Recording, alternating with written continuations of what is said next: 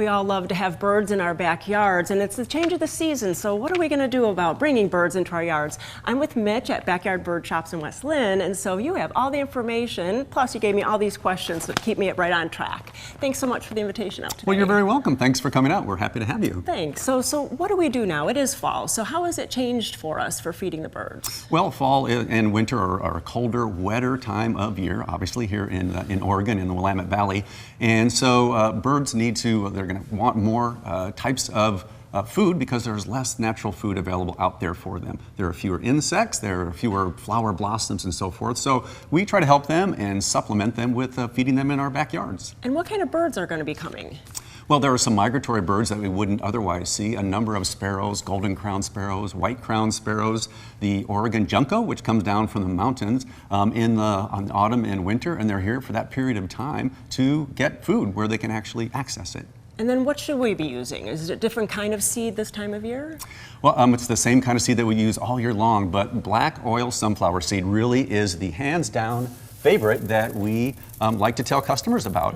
And so this is a wonderful seed. It has a high oil content, has a very soft shell that small perching songbirds can crack very, very easily, and they love it. So we have some of the cleanest seed in the area. It goes through a three-step process of being clean, so it's very, very high quality. We go through a lot of it, and we also deal with our supplier directly, so we have a very good relationship with them. And that's what we say is the first and foremost one to choose.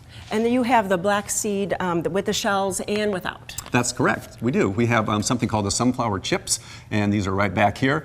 And it's out of the shell, and it's just a cleaner way to feed. And there's no mess of the shell on the, falling below feeders. Some people don't like that. And also that seed can germinate when it's in the shell, and some people don't like that as well. So we offer different options for folks with the black sunflower seed. And then what kind of feeders do we use? Okay, great, good question. So during the wet season and rain and snow and so forth, we want to make sure that we protect the seed, whether it's in the shell or out of the shell. So this is a wonderful feeder that has a dome over it. It's a typical tube type feeder right here, and it's built specifically for small perching songbirds, as you can see by the size of these perches.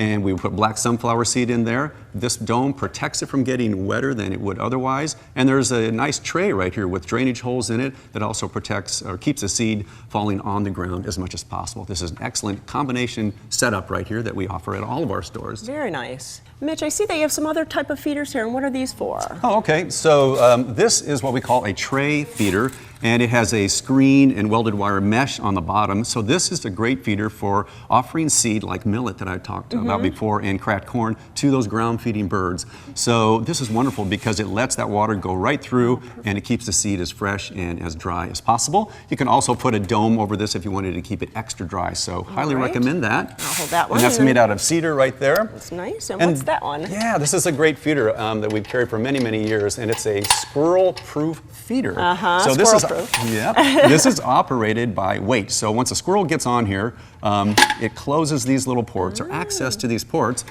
but little birds are so light with their feathers and hollow bones that they can get on there and it doesn't close that. So you can also put a little dome on here to keep it extra dry, and it's just as simple as that. And this is a great little setup for keeping the squirrels out and feeding them elsewhere in your yard, perhaps, but catering to the perching songbirds. And I see another question on your list is about a roost feeder. No, I'm sorry. Roost Pocket. A Roost Pocket. Yeah, exactly. And so what is that? So this is something that we just started carrying the last couple of years, and it's really, really wonderful, and our customers like it for their birds as well. So really, it's a place for birds to take refuge during the inclement weather. Again, autumn, fall, and winter. When it gets really blustery, I should say, and cold and rainy, they can go into this at night if you put it in a somewhat out-of-the-way area and just take refuge from that weather. So you can literally save lives by putting little birds' lives by putting this out, and so it's a great option for them. And they come in different and they're so cute. natural materials. So this has a little coconut shell on it right there. So these are really, really nice and a great addition to your bird-friendly yard. Definitely. Yeah. And then what about suet? Because I know that that's a different kind of bird maybe to feed the suet to. Yeah, there's some crossover with suet, and so we have a lot of types of suet, and there are some seed-eating birds like chickadees and nuthatches and woodpeckers that will eat suet, but there's a lot of birds that are simply highly insect eaters. There are bush tits, and some woodpeckers don't prefer seed, so they will come to this. So suet is a very great for cold weather feeding. It has a high fat content to it, and this one right here, our Backyard Bird Shop brand, has insects in it, dehydrated insects, and a fat content between 80 and 98%. This is high quality, and our customers say their birds go crazy over it. Good nutrition. Yeah. And then what about hummingbirds? Because we have one that stays here all winter, don't we? We do have one that stays here all winter. It's called the Anna's hummingbird, just a very, very cute little hummingbird.